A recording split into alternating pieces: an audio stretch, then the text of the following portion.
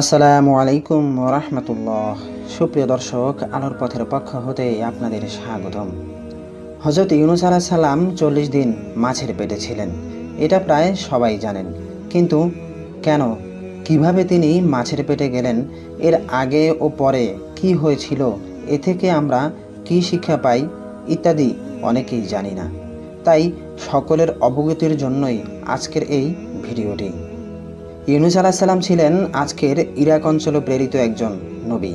তার জাতির সংখ্যা ছিল 1 লক্ষের একটু বেশি। তিনি তাদের কাছে আল্লাহর একত্ববাদ এবং সৃষ্টিকর্তার উপাসনা করার আহ্বান জানাতেন, কিন্তু তারা শুনত না। তিনি মনে প্রাণে চাইতেন মানুষ এই বার্তা গ্রহণ করুক। তাই এক পর্যায়ে তিনি বিরক্ত হয়ে ভাবলেন, এরা গ্রহণ না করলে আমি অন্য কোনো জাতির কাছে যাই, যারা হয়তো আমার কথা শুনবে। অন্য জাতির কাছে যাওয়ার জন্য তিনি একদিন হাঁটতে হাঁটতে সমুদ্র উপকূলে গেলেন। গিয়ে দেখলেন মাল বোঝাই একটি জাহাজ যাত্রার জন্য প্রস্তুত। তিনি সেই জাহাজে চেপে বসলেন।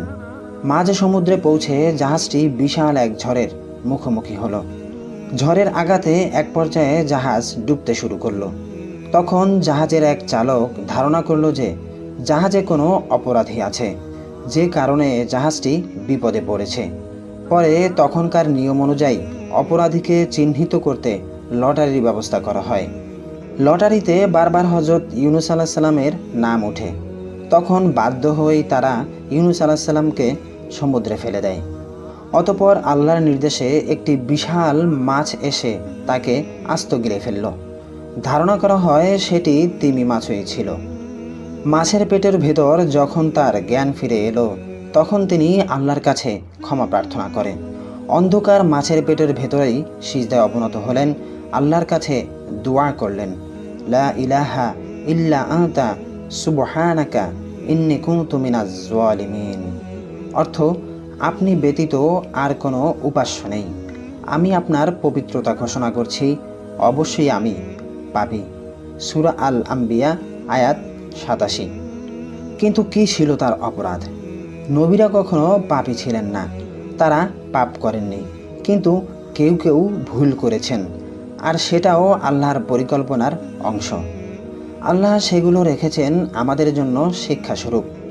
ইউনূস আলাইহিস সালামের ভুল ছিল এটাই যে নিজের জাতি তার বার্তা গ্রহণ না করায় তিনি অধৈর্য হয়ে অন্য জাতির খোঁজে রওনা হয়েছিলেন। তার উদ্দেশ্য ভালো ছিল, কিন্তু তিনি আল্লাহর নির্দেশ ব্যতীতই রওনা হয়েছিলেন, যার ফলে আল্লাহ তার উপর অসন্তুষ্ট হলেন।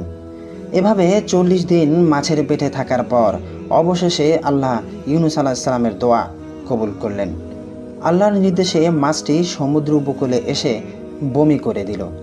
এর ফলে তিনি রুগ্ন অবস্থায় জমিনে এসে পৌঁছলেন। কিন্তু আল্লাহ কেন তাকে ক্ষমা করলেন? এ সম্পর্কে আল্লাহ তাআলা পবিত্র কোরআনে বলেন, যদি তিনি তাদের মধ্য থেকে না হতেন যারা সর্বদা আল্লাহকে স্মরণ করেন, তাহলে কিয়ামত পর্যন্ত তিনি মাছের পেটেই থাকতেন। সূরা আস-সাফফাত আয়াত 143-144। ইউনূস আলাইহিস সালাম অসুস্থ ও বিবস্ত্র অবস্থায় নদীর তীরে এসে পৌঁছলেন। আল্লাহর নির্দেশে ইয়াকতিন নামক গাছ তার পাশে গজিয়ে উঠল। এর ছায়ায় তিনি আশ্রয় পেলেন। গাছের পাতায় লজ্জা নিবারণ করলেন, তার উপশম হলো। অতঃপর তিনি আল্লাহর নির্দেশে ইরাকে তার নিজ জাতির কাছে ফিরে গেলেন। গিয়ে তিনি বিস্মিত হলেন। তিনি দেখলেন তার জাতির সবাই দ্বীনের বার্তা গ্রহণ করেছেন। কিন্তু কি হয়েছিল যে পুরো জাতি আল্লাহর পথে আসলো?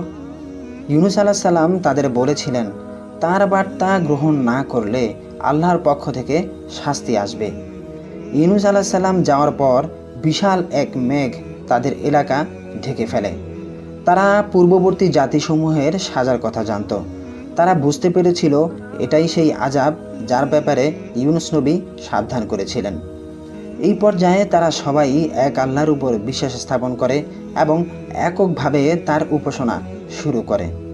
অতঃপর আল্লাহ আযাব সরিয়ে নেন। প্রিয় দর্শক, ইউনূস আলাইহিস সালামের এই ঘটনা থেকে আমরা একটা বিষয় শিখতে পারি, আর তা হলো ভুল করলে আল্লাহর কাছে ক্ষমা প্রার্থনা করা উচিত। ইউনূস আলাইহিস সালাম মাছের পেটে থেকে দোষ স্বীকার করেছেন এবং ক্ষমা প্রার্থনা করেছেন। ফলে আল্লাহ তাকে উদ্ধার করেছেন। আমাদের মনে রাখতে হবে, আমরা জেনে না জেনে হাজারো অন্যায় করি। এইসবের জন্য আল্লাহর কাছে ক্ষমা চাওয়া উচিত এবং ক্ষমা চাইলে আল্লাহ অবশ্যই ক্ষমা করে দিবেন। ইসলাম সম্পর্কে নতুন নতুন তথ্য এবং মাসালা জানতে আমাদের চ্যানেলটি সাবস্ক্রাইব করে পাশে থাকা বেল আইকনটি অন করে দেওয়ার অনুরোধ রইল। সবাই ভালো থাকুন, সুন্দর থাকুন আর দিন ইসলামের পথেই থাকুন। আসসালামু আলাইকুম ওয়া রাহমাতুল্লাহ।